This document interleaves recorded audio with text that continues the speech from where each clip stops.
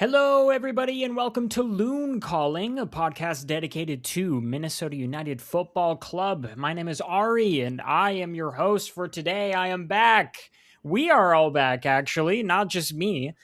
Sorry, we have been absent for almost an entire month. Life got in the way, and then I took a vacation to Sweden to visit some friends and got some very much needed time off from life and from work and all of that stuff. But we are back. The show is back to the regular schedule. Hopefully, we'll come out on Wednesdays like usual or late on Tuesday. But yeah, good to be back. We are here to talk about Minnesota United, and with me, as always, are my friends in Minnesota United fandom. We'll start with you, Daya. How are you doing today? How have you been since we last recorded? Busy but good. Is the last episode we did the one after Seattle? Am I remembering that correctly? Really, it's been that long. Yeah, Okay. think I was just think so. wondering. Okay, so Because that's the last episode of the podcast was the interview with Dan from the Looney Bin. That was April 1st. yeah, that So was good. Yeah, wow, it's been a while. it has been a while. It's good to be back. Glad you've been good. Gorts, good to see you too. How have you been since we last recorded? Yeah, I also had a vacation and, the Galaxy game and Bruce Springsteen and life. You gotta love it. Or hate it. Gotta love it indeed. And you gotta love you gotta love watching football, watching soccer. How the Loons have been playing lately. We will get into that later, but there is some important current events happening right now. Something we wanted to lead the podcast with, a cause that we care pretty deeply about, or at least care enough to talk about. There is a ownership situation in Vancouver. Their current owners have had the team up for sale since, I believe, the end of last season, and have been looking extensively for a new ownership group or buyer to make a legitimate offer to buy the team. And nothing has come to fruition so far. And it has been reported this week by Tom Bogert and Paul Tenorio that MLS executives are meeting in Vancouver to discuss the franchise's future, and a possibility is relocation. And in response to this, and as this situation has been ongoing, Caps fans have now officially started a Save the Caps campaign. If you have been on social media at all, or you've been reading The Athletic, or any publication that's been covering MLS, you have seen the pictures from their last match this past Saturday of fans holding up signs saying "Save the Caps." This kind of brings you back. It's reminiscent of the Save the Crew campaign, I think back in 2009, right? Where fans in Columbus came together to save their team from getting relocated to Austin. This is much the same. Gorts, you're shaking your head. What do you have to say about No, this? Share I your don't. thoughts about this It situation. wasn't back in I think 2009 was that the last time San Jose got relocated to Houston and became Oh, am I Houston. But mixing that up? When did the Columbus Crew stuff happen?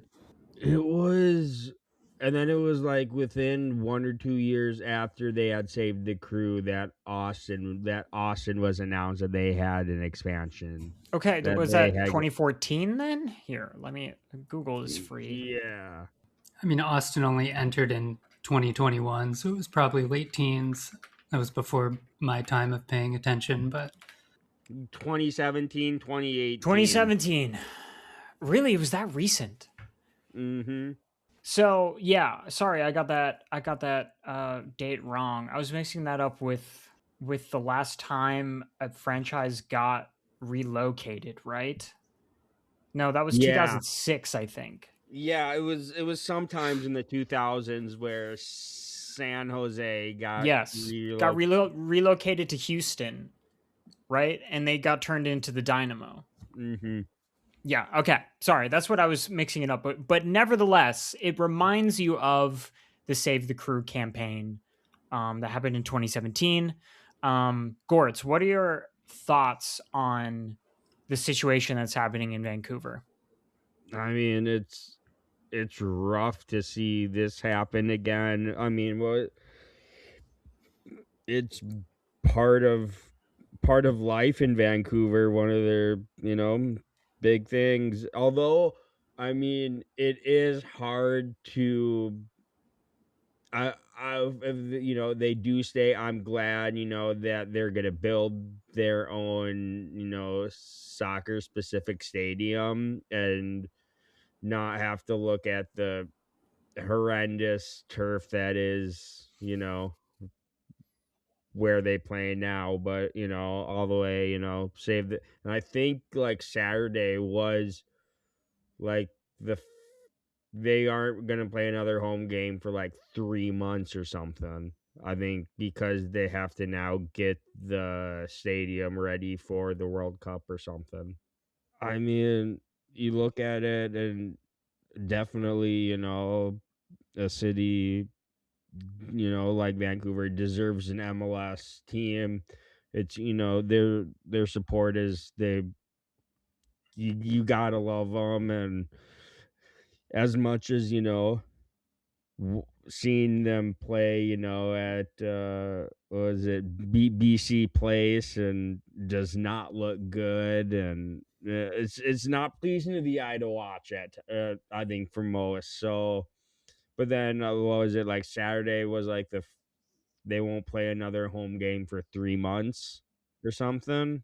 So I mean, if they want to make a statement, I'm all for it, and I'm hoping something comes to it, comes to fruition where Whitecaps stay in Vancouver. Dio, do you have any thoughts about the situation?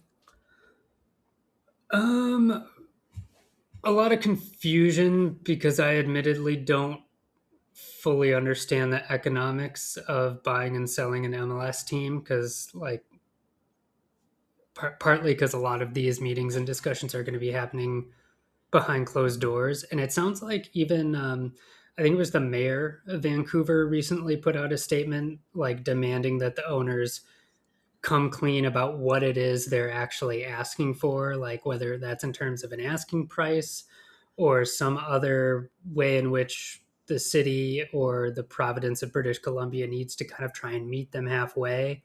It just sounds like I don't know if that's just posturing or if there is genuine confusion or a lack of clarity or transparency in some of these discussions. Um, I would also like to hear a little more clarity and transparency about this stuff. Um, but yeah, beyond the question of what are the actual mechanics going on here, it's frustrating and disappointing and worrying. I think if the league wants to try and insist that it is committed to kind of a long-term growth vision of soccer in North America, um, making sure that teams aren't popping up and then folding or moving around at will based on the whims of shareholders. You have to like, if you want community, you have to invest in community. And I think if a city like Vancouver is struggling to keep its team and just having it move to Vegas, which, don't disrespect to anyone who lives in Vegas, but like that just does not scream community building. Like, they have a USL team that struggles to get a couple thousand people. Maybe the bet is like they've got enough tourists who will come see an MLS game for a night, but that just doesn't seem likely. It's a weird bet. It's not really betting on good supporter culture, which Vancouver seems to have.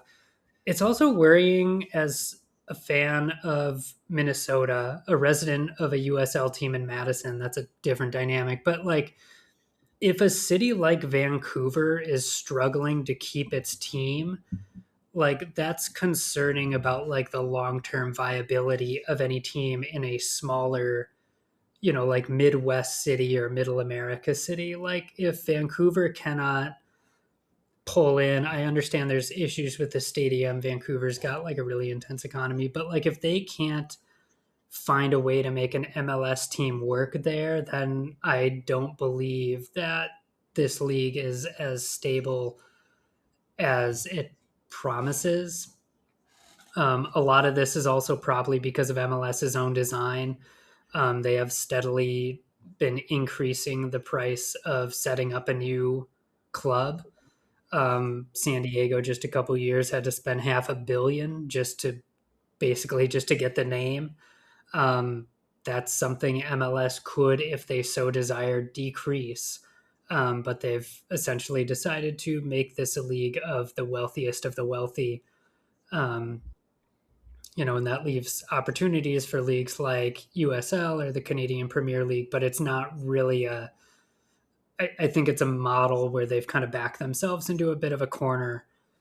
And then, they could back away from that, but, some tough decisions I think need to be made. But yeah, it's a very frustrating scenario that also has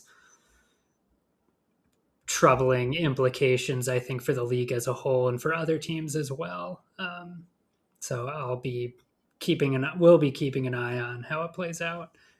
Yeah, I think anybody that's a fan of any franchise, any club in MLS should be following this story because it unfortunately is a very important like piece of the puzzle in terms of how MLS as a league operates. And depending on how they handle this situation and if the Caps indeed do leave Vancouver, I think it's going to leave a very, very bad taste in a lot of people's mouth, considering the amount of support this club has and the amount of investment that the club has put into their roster and the quality of the product that is on the field right now. Like they're one of the best teams in the league, one of the funnest to watch for sure. And they attracted a player like Thomas Muller, a world class player, to play for their club.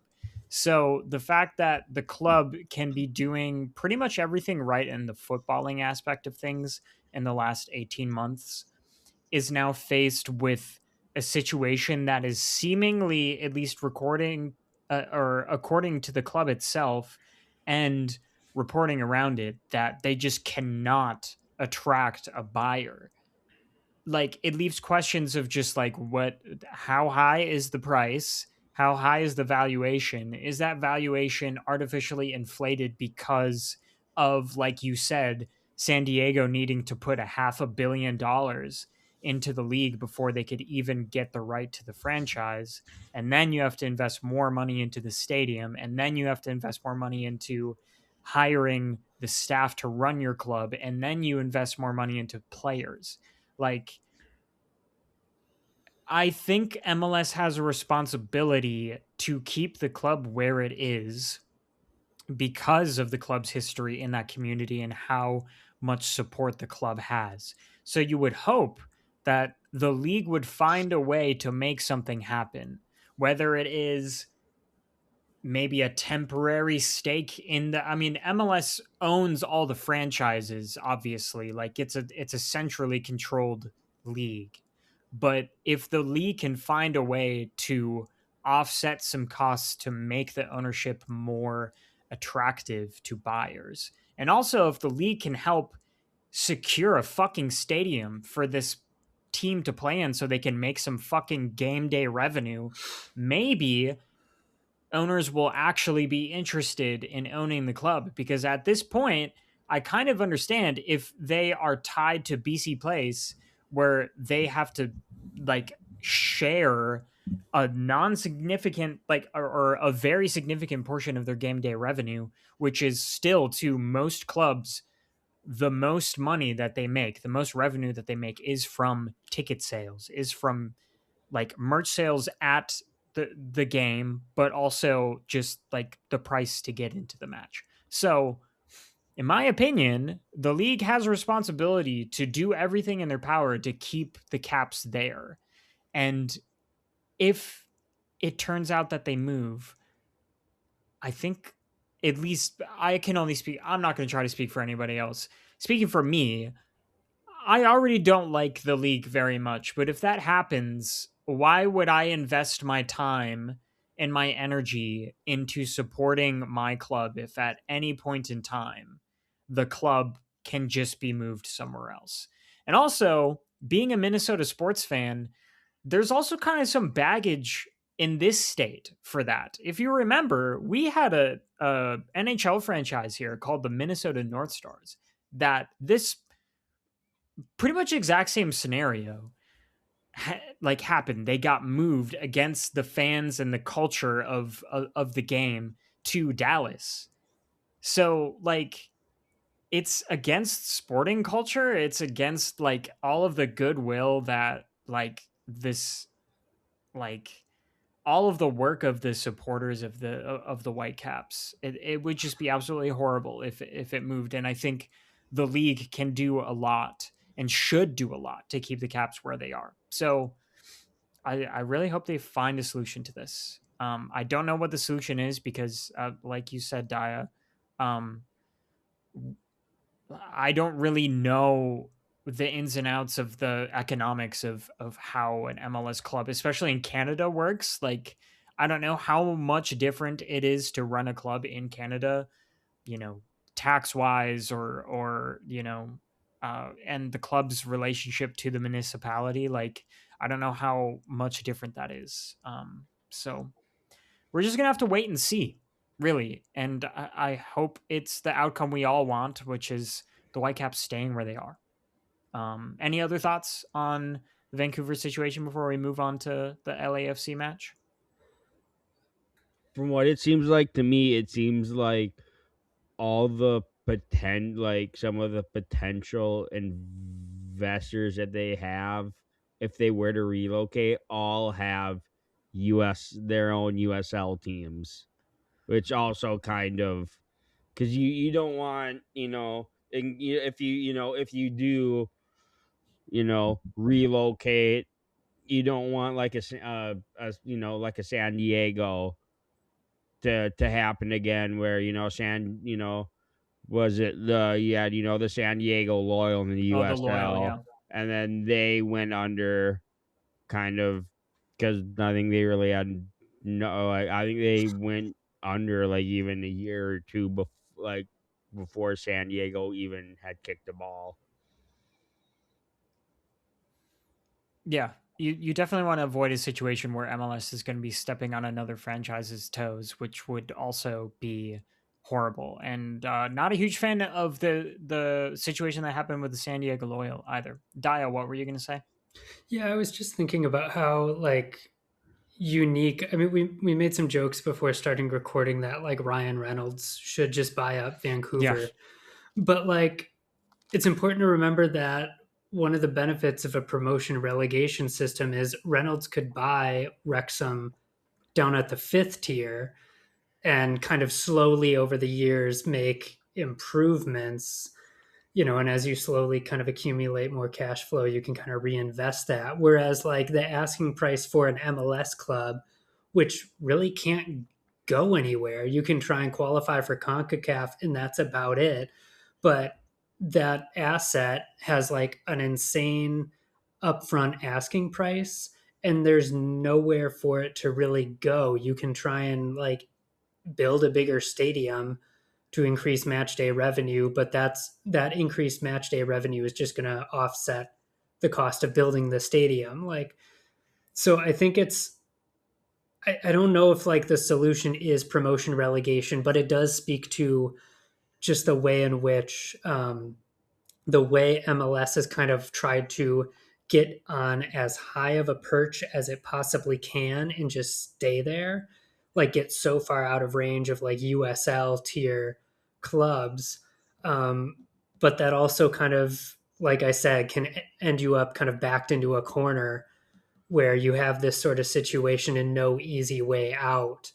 There are problems down on USL on kind of from the opposite side of the spectrum in terms of club stability, but they are filling kind of a niche of owners and communities that can support a club, often with very enthusiastic and passionate support and really interesting teams and narratives and all that, but at a much more affordable level. MLS has targeted really the big cities and like is trying to be a superstar league, but this does feel kind of like a consequence of the way they've gone about that. Absolutely. I 100% agree. And yeah, it, perhaps perhaps MLS is now learning the price of using a franchise model instead of letting, clubs build their own value. So yeah, we'll see where this The goes. frustrating thing is I don't know how much they care. Like I think they are comfortable just letting clubs live and die based on, private equity models. Like, and that's the thing that sucks. And it's also why I'm kind of like you were saying, Ari, like why should I invest my emotions into this? They're already cutting their own media. They're not running their own data collection, for their own league because Garber just thinks that's a waste of time. Like they're trying to have like AI summaries written of their own matches. Like who is this league for if not, like private equity types? Because they really just seem hostile to their own fans or the idea of fan community, which is You're right. really frustrating. Incredibly frustrating. Yeah. Incredibly frustrating. Wow, the more we talk about this, the more I'm getting angry and depressed. Anyway, so next week we'll be interviewing Don Garber of MLS. Where I will questions for him, leave them in the comments. Don Garber. Yes, please suck my balls. Like, you might have to edit. You might have to edit some of my comments next week out because I have thoughts for him, but we're going to give our editorial staff a run for their money. Maybe we should get John Marthaler in here and just start talking about John shit. Marthaler needs to come on the World Cup break because, like, speaking of like high level financial corruption that is anti-fan, like we got to have him on. Just don't even ask him any questions. Just roll the tape and just let him cook for 1 hour. He'll just don't say anything. John Marthaler, if you're listening, please come on our show. We'll let you say literally whatever you want. Yeah, we are not affiliated with the team in any way, shape, or form, and don't plan to be. So please exercise your free speech. And as far as I know, John Marthaler is also a full-time freelancer, so I don't think he's beholden to any publication either. So he does show up on the club podcast, so he might feel a little reined in, but he does. If we make it a drinking episode, maybe we can unwind him a little. Like, maybe we're gonna make our own version of the Kickback Soccer Media Happy Hour. This is simultaneously our grimmest episode, but we're also making it our most funny. Like, those are going hand in hand. We kind of need the levity because I was for real. Like I was starting to go down the rabbit hole of just like, oh Jesus, like why are we even making this podcast? Right. Why are we investing so much in this team that it was a franchise? Tying all this together, Gorts, I think you posted it or someone did. Like Gianni Infantino went to Vancouver and requested like the giant Pope-esque security escort, and they didn't give it to him. It was the same. It was like the same escort as like a president, where like you can blow through like. You can just go through red lights because they shut down all the traffic, and stuff. Yeah. And then Vancouver just like, no, fuck you. Why would they do that? Why would anybody do that? Anyway, tune in next week when we'll be interviewing Gianni Infantino. Jeez. Yeah. And asking him to eat my ass. Holy shit, Daya's on one. Daya's on one this episode. Dude, Holy I'm shit. fucking ready to go when we talk about these types of people.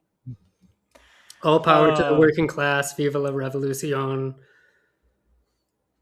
And yet Infantino we are will not be fans of, spared when the and yet revolution we are comes. fans of the Minnesota United, an MLS franchise, who was a club before they were in MLS. Okay, they were a club before, Yeah. and I don't know, maybe they should back out if this is going to be how the league treats clubs. I'm not worried about Minnesota United's ownership, though. Didn't our head owner, like, before he had the MLS club, he was convicted of like large scale insurance fraud or something? I don't know anything about yeah, that. like health insurance fraud. Mm-hmm. Great stuff. Should we talk about football now? I feel like We've we been should. talking about football. Like, I feel like we should. Okay, let's do it. The fun side of football on. is what you mean to say, not the private equity side. We have to move on. Okay, this match versus LAFC happened this past Saturday. We have to talk about it because that's what this podcast is about. Okay, and something really, really cool happened in this match. James Rodriguez started for our club. Thank the Lord. Thank God. Shout out to all of the angry Colombians that have commented on every highlight video and every post that the team has made. Dude, there was one on the where's broadcast. James Rodriguez? Where's James? Why isn't he starting? I don't know. Maybe because he didn't play professional, like, club level football in months and had to, like, get up to fitness. And also we had to figure out what this team was going to do. And also like fucking coming back from... Yeah, the stay in the hospital. He had a medical emergency and he was admitted to the hospital. Like, yeah, there have been certain hurdles to get this guy to start. And also, like, okay, he finally started, guys. We can finally chill out about when James is going to come into the match. Okay, so that is the headline from this match. Okay, so other than that, it's a pretty rotated lineup. And just based off of the lineup we put out on Saturday, it's pretty clear that the club is taking the Open Cup pretty seriously, which they should, because it's probably the best chance we have at hardware in the foreseeable future. And we will touch on that, like, as we go through this match. Like, I have things to say about the state of where this club is, and I think where fans need to adjust their expectations of where this club is and in the context of other teams. But we start two strikers in this match. We have Momo Dejang up top alongside Yuboa. James is the lone attacking midfielder if we are going off of the formation in FOTMOB, which I would agree with. James was just kind of the floating 10, the floating attacking midfielder, making stuff happen. So you have Marcanic, Trapp, Triantis, and Bongi making up the midfield. And then you have a back line of Padelford, Dugan, and Diaz on the back line, and Calendar in goal as always. And we had a fuck ton of the ball in this match. I believe it's our highest possession stat of the season at 62%. We had a ton of the ball. A lot of that is due to James in the first half, but also the team, I think, is just getting more comfortable with the ball. But also, I feel like LAFC was very content to let us have the ball and to challenge us to break them down, because LAFC knows that we aren't the kind of team that is good at doing that. And I think it was a pretty effective strategy overall. I guess just some quick hit thoughts from y'all from this match, like your thoughts of how we played. You can touch on James's performance. That is the first point in our rundown here. Daya, I'll throw it to you first, since you seem to have a lot of juice so far tonight. What did you think of this match? It wasn't bad. I want to, like, step back, like, before we go into James, because, like, it's important to remember that, like, if you just count league games, we had not lost in 5 matches, and we had actually won our last 4 without James starting. So, like, I'm actually saying that as a good thing. Like, we are not super dependent on this kind of superstar power. We are clearly capable of doing things outside of just, passing the ball to our single DP. But I did like seeing James on there. I've liked seeing him whenever he comes on late. I like seeing him in the Open Cup. He does like change what we are capable of doing offensively. You can see like the way he can either ping balls over a back line or through a back line, and create service for our attackers. Like, you can see why he has the reputation that he does. You can see why he's been able to play at the level that he has in his past at some of the biggest clubs, Bayern Munich and Real Madrid. Like, I get that he's got the talent and the vision to have a team's attack really revolve around him. Um, I think the problem was not really James in this game. I think it was more just our inability to finish. You brought up the two striker setup. We tried this a few times last year with Yaboa and Tani, and had kind of mixed results. Like, you could tell they were trying. I feel like Yaboa has a really good attitude about it where he's like, all right, this is what you want me to do. I'm going to try. And he and Tani tried to find each other. But what I saw happening a lot with Yaboa in this game, when he finally has someone who can give him these great through balls, I think he feels kind of crowded in this two striker setup with Dieng. And so you saw him kind of consistently dropping deeper towards James when in fact he should have been trying to make runs behind. But I think like the spacing kind of throws him off a little bit. He's a little more comfortable being just the top guy up front. He's been getting tons of goals from sideways service, like crosses. He's getting a lot of goals like tapping or heading in the 6 yard box. That seems to be where he's comfortable for right now. But like having another striker up there, especially one that is big and imposing and also admittedly kind of raw as Dieng, is maybe making him feel like he needs to kind of go elsewhere to find his space to be more comfortable. So that's like a relationship I hope improves. I want to see like Yaboa and James kind of figure each other out a little more, and I think they just need time for that. But that was, I think, kind of what held us back in this game most of all. That was kind of my main takeaway. Gorts, what were your main takeaways from this match before we really dive into the nitty gritty? James still has it. I mean, there's no world class. I feel like it never. If you truly have it, it never really fades. But as far as like the Ebola, in a two, I feel like Ebola doesn't work in a two striker system. It seems like I feel like in order for a good two striker system to work, you have to be able to have some good combination between, and it just seems like there wasn't that good combination between Yaboa and Dieng. And then like I said, LAFC was kind of content to just kind of sit in the low block, and even going down to like you know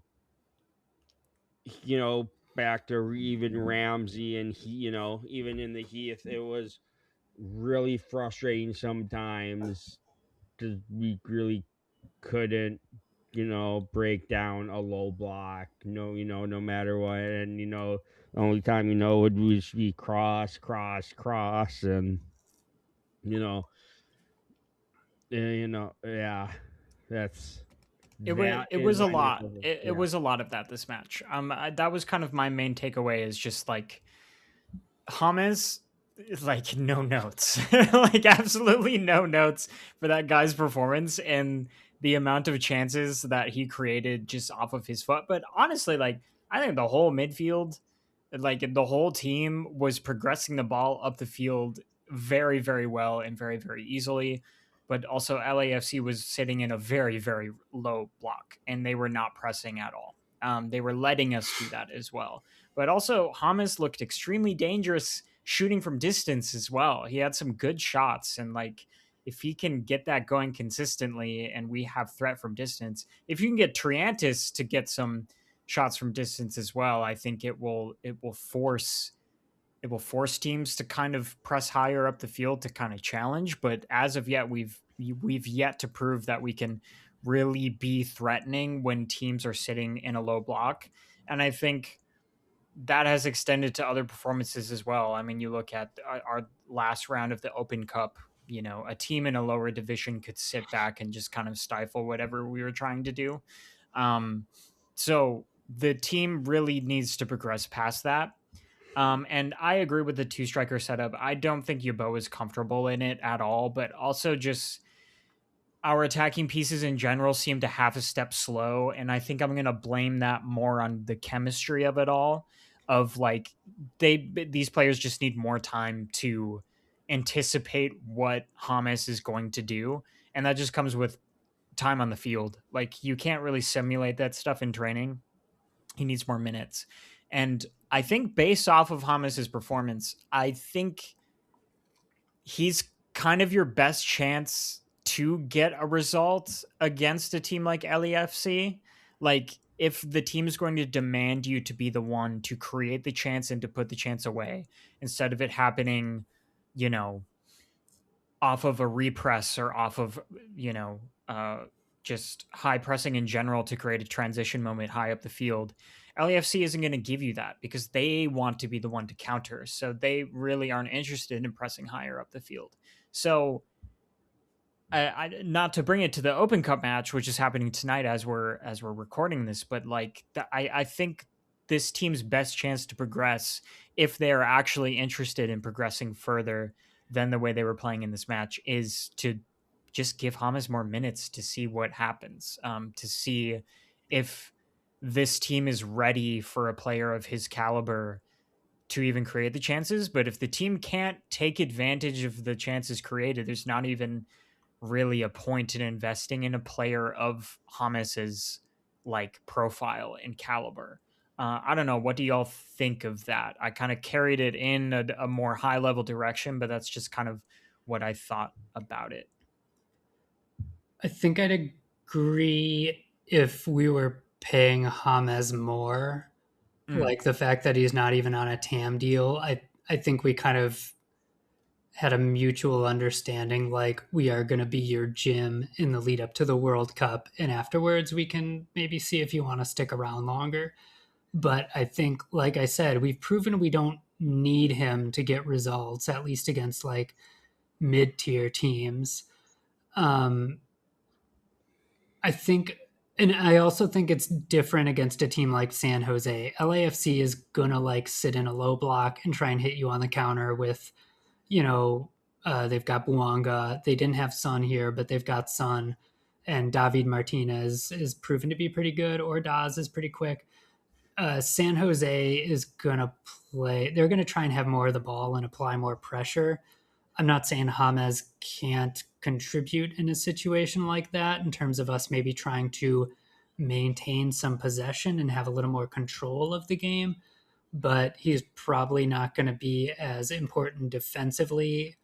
And tonight's going to be a game against San Jose. We need to be a little more defensively solid because of the way San Jose likes to play, who just beat LAFC like 4-1 at LA a couple weeks ago. Like, this is a very good team. But yeah, I think like a different setup might be needed, not because I don't like James, but I think James is the right call against a team like LAFC, but I don't know if he's necessarily the right or the only right thing you could do against a team like San Jose. One question I do kind of wonder, that's kind of related to this, is Joaquin and Shankali start on the bench and they come on when James comes off. I do wonder if, like, I think this was just schedule congestion and resting guys, but I'm kind of wondering, do you see James and those other two fitting on the field together? Because I know Shankali likes to stay out on the wing, but Joaquin and James seem to kind of share this kind of roving center 10 type. And so I'm wondering, like, is that just too congested in that position? Like, are they just going to kind of sub in for each other alternately, or is there a way in which you could see them kind of fitting in together at some point? Um, yeah, I think they're kind of like. I think they should be treated like for like in terms of their style. I think you made a great point about like the defensive side of the ball, especially for a team like San Jose. Um, and I would much rather have Pereira on the field in a defensive setup because he's proven time and time again that he's capable of doing defensive work and working both sides of the ball. His defensive Um, work rate has been excellent over the last couple of years. Like, he has really shown a willingness to do the ugly, gritty stuff as well as the pretty stuff. Absolutely. And I mean, but he occupies the same, he wants to occupy the same areas as Hamas in the attack. So you can't have them both on the field, even if we are expecting to see a lot of the ball. So I think they are like for like in that scenario. So yeah, I don't really see a way they coexist unless Pereira consciously plays higher up the field. Like if he is playing as the second striker, which we've set up in kind of a two striker esque setup. I mean, Pereira's not a striker. He doesn't occupy the same uh the same places that Yoboa does in any way, shape, or form. But if Pereira is in a position where he's supposed to be higher up the field so he can get the ball near the box and then do the distributing from there, I can see that sort of formation working. But that means Pereira is not further back to contribute defensively, and he's going to be doing more transitioning and doing even more work if he's not in that midfield position. So I don't really see a way that they can both be on the field. And up until this point, you're right. They've been like when Pineda's not on the field, Hamas is on the field. Um, so the difference between them is that Pineda, I think, just offers more well-rounded play, whereas Hamas is just like an overwhelming attacking talent. Um, and you need to use that when it's advantageous for you to use it. So in this match versus LAFC, we saw the lion's share of the ball, about 62% of the ball. I guess I will pose this question to you. Like, what does this result against LAFC tell us about the team in relation to the top teams in the league? Like, where do you see us in the context of the league? You know, after this performance where we saw most of the ball and still lost 1-0, like, where do you think this team is at? Gorts, I'll throw it to you first.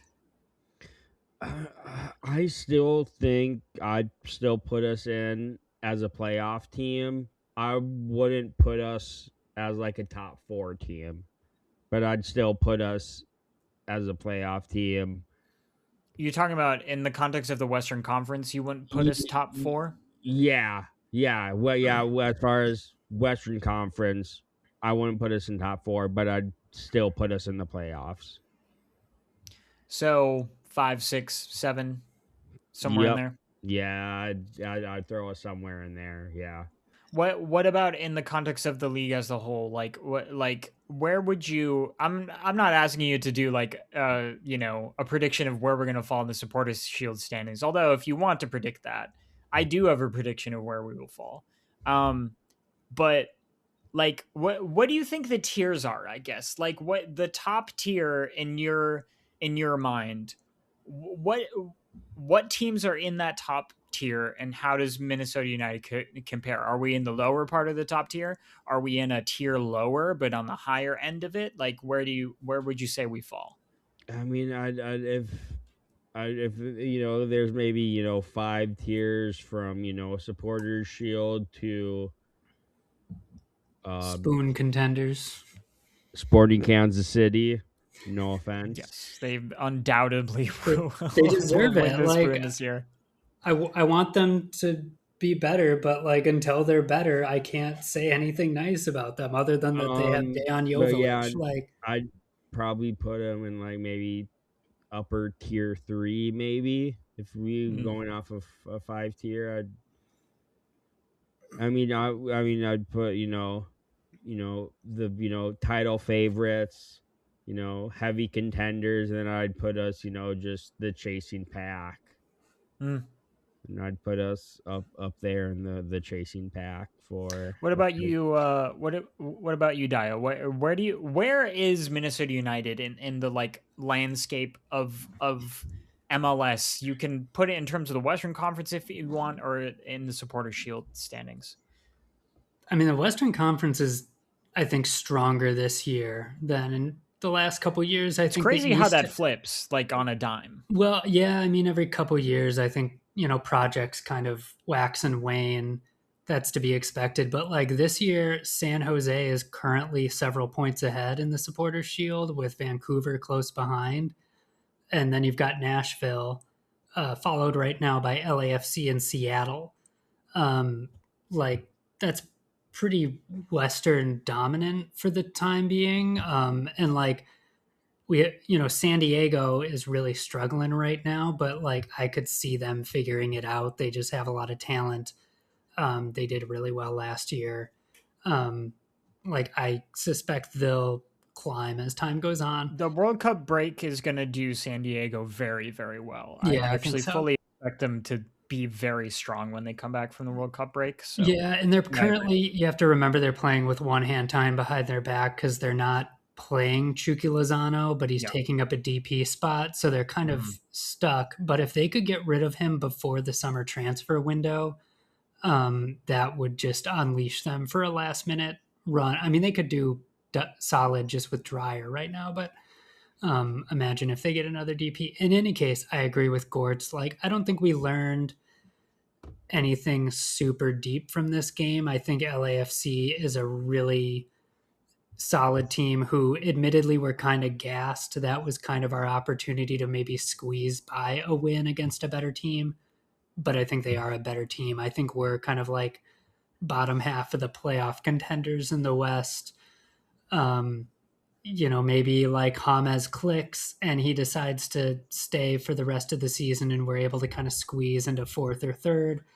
Or, maybe we find someone in the summer transfer window who helps give us that little extra edge. But I think we're good. I like the direction we're heading.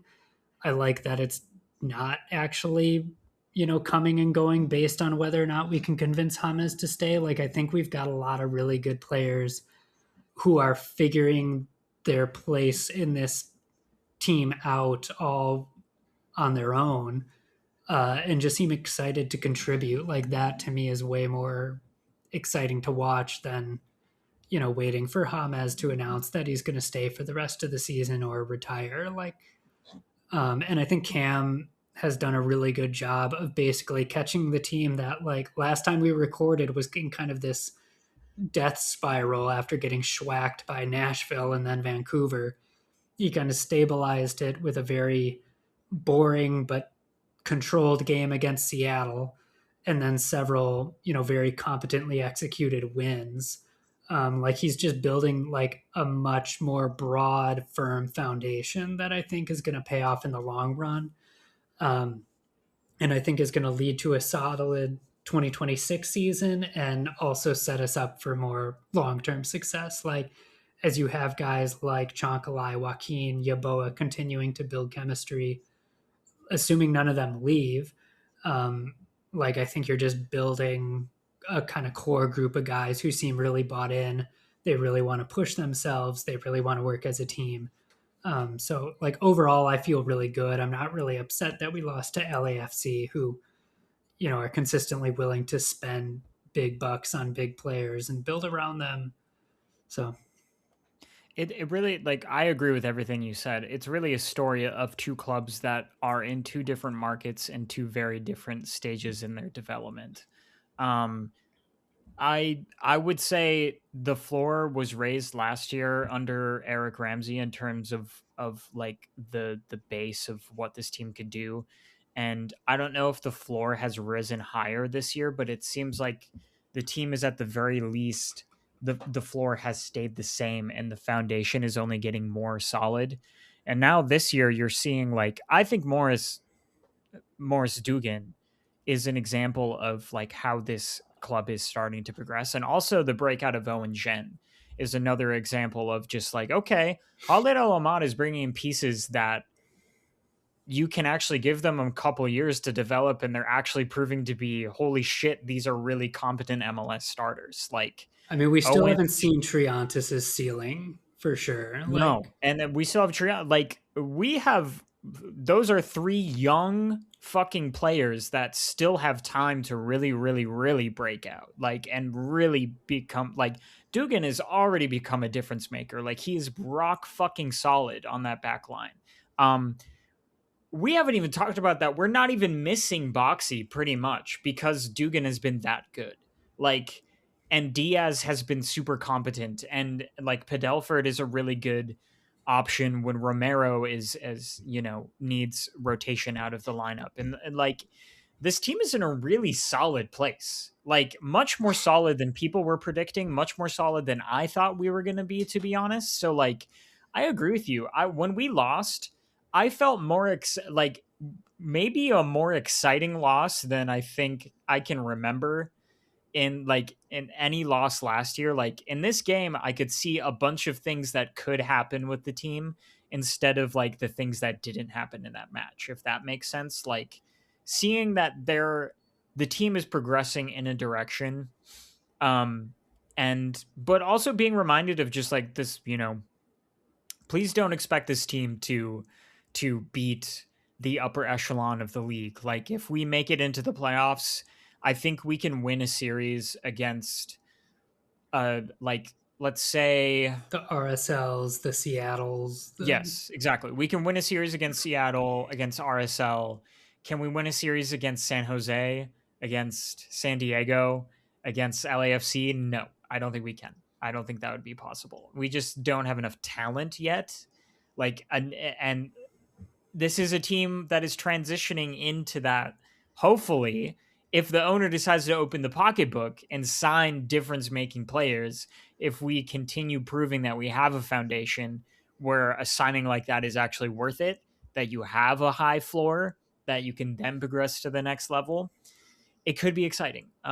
We'll see. The summer transfer window is going to be interesting because we are now going to start talking about 2026 sprint season and how that's going to affect things. So I don't know.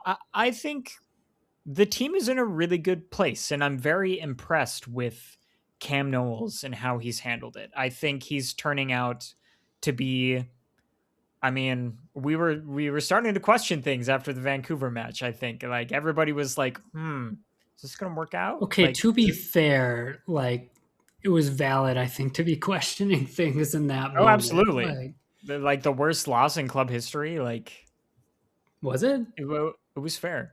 The largest goal margin. Yes, Yeah. I don't think we've ever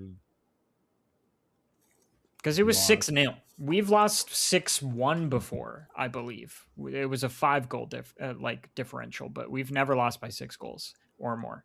That was an absolute thrashing. So yeah, you're right. We had reason to have our doubts, but he's proved that the team can. And also, like, I guess I'll say one thing about the Dallas match, even though it's just like one of the most forgettable matches I've ever watched in my life. The team also is proving that they can just grind out a result away, which is super important. And that was a grind result that also kind of looked like we looked shaky, but I also never thought Dallas was going to come back to score. Like, so the team can control game states, and it is clear that the team knows how to play a game to their style and control the flow of the game. And that's super important. And that means that perhaps the team can make something happen against a team like San Jose, and we can transition into our predictions of this Open Cup match that starts in 53 minutes. You guys seen the lineup? Oh my God, the Is it lineup up? is out. Live reaction. Live reaction, everybody. Please subscribe to my YouTube channel where I live react to. No, Oh, we're doing the two striker thing again. are No, we? we're going as strong as we can. No, like it's so calendar in net. back three of Romero, Duggan, Diaz, Marcanic, Jen, Triantis, Duncan, Chonkalai, Yaboa, Pereira. Okay, so the best 11. The best 11. And I like it. That's what I was going to predict. I thought we were going to roll out about. I mean, why wouldn't if Cam wouldn't have rotated the lineup on Saturday if he wasn't going to play the best 11, right? Like, I think we can agree on that. yeah, and San Jose is starting their Is Werner starting? Yep, Werner's starting. The main guy, Nico Tazares. Okay, so it's best on best. We're taking Mhm. this seriously.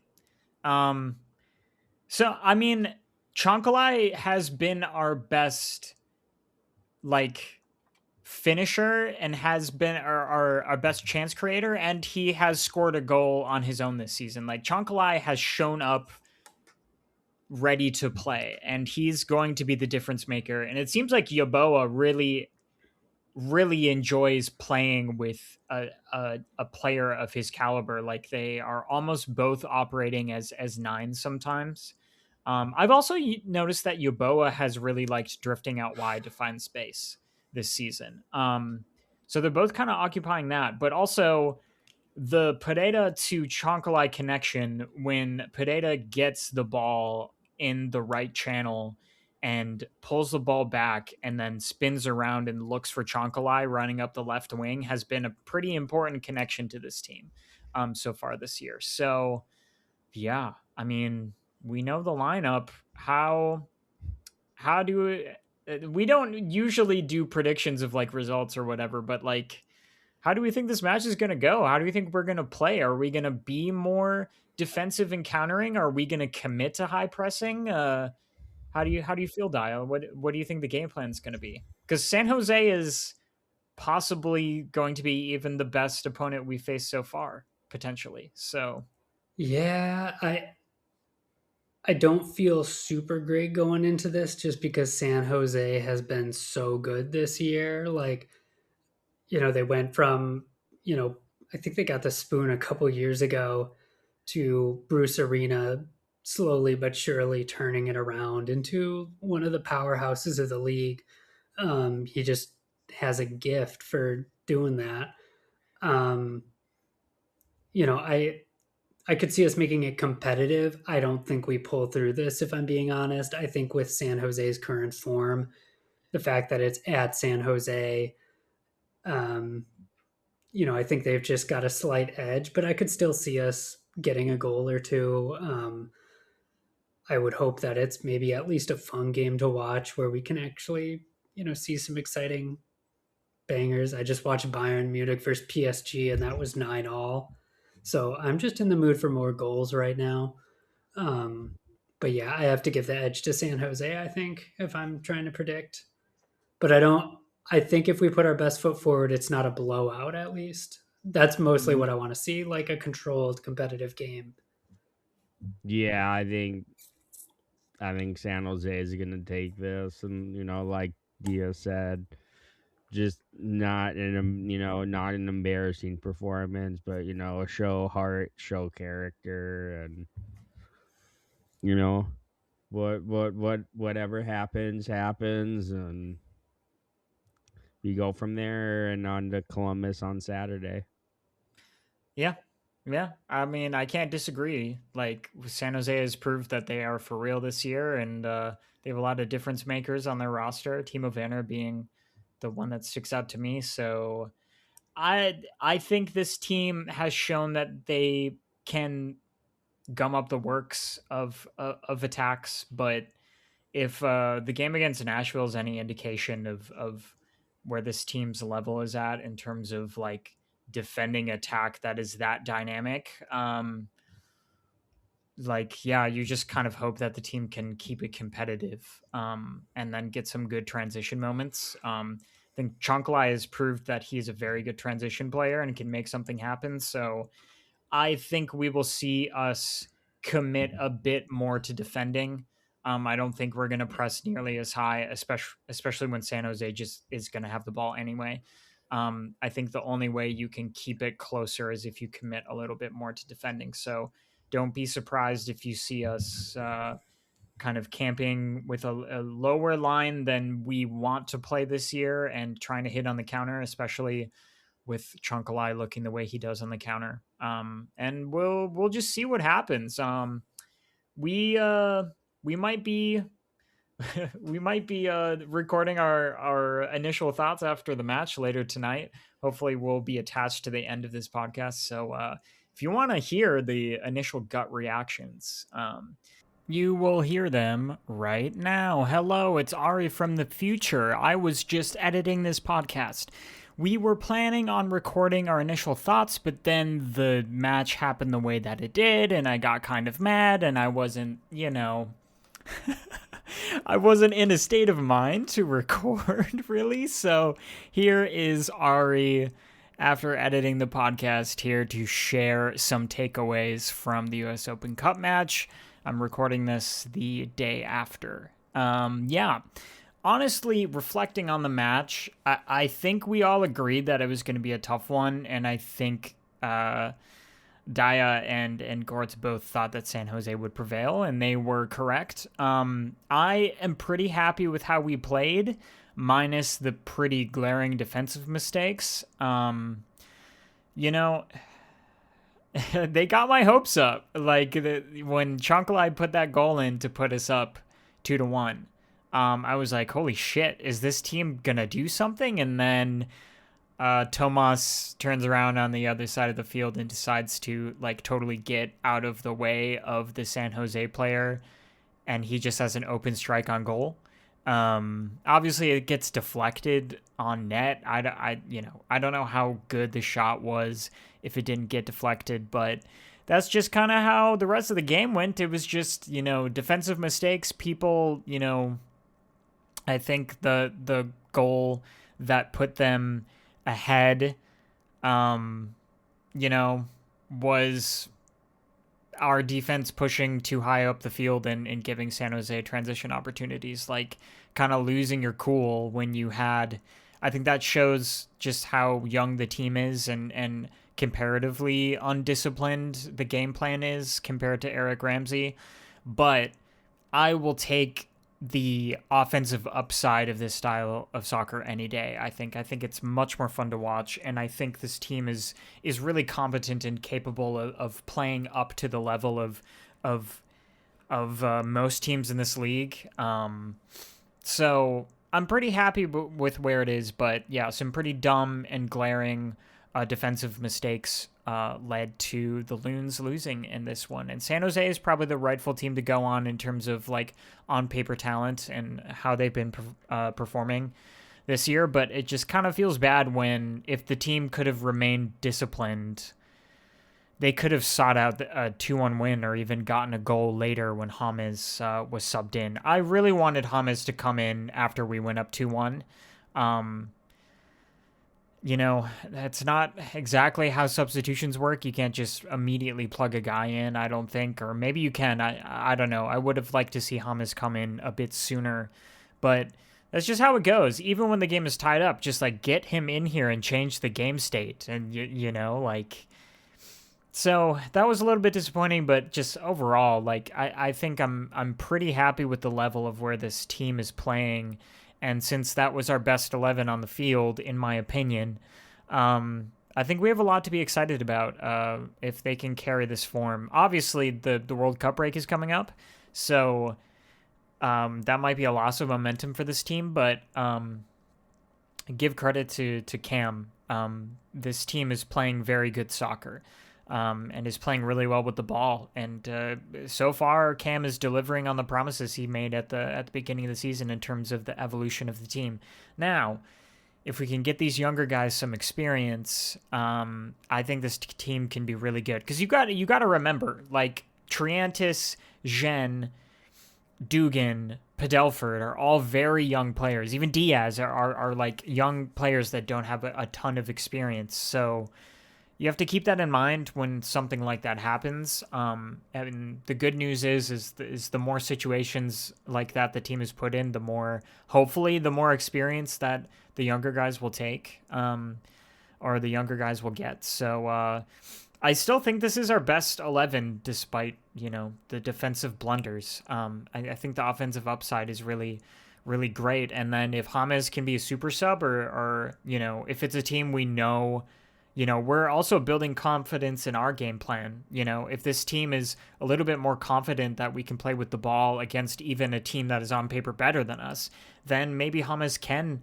strategically maybe start more games and start things off on a different foot. I think, if maybe Pereira and James can trade off starts, and we just see where that gets us. Like, who knows? So I'm choosing to be optimistic despite the loss. Yeah,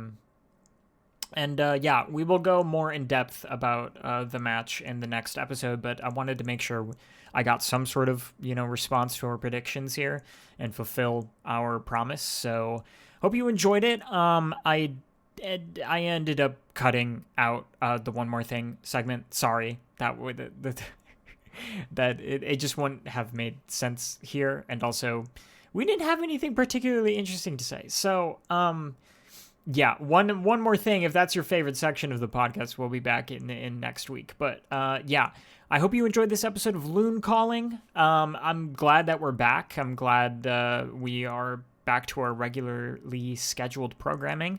If you like the episode, please leave a comment or leave a like, or review the podcast on your podcast platform of choice. It really helps us out, and we've gotten quite a few ratings so far that I think are helping the listenership. So thank you so much.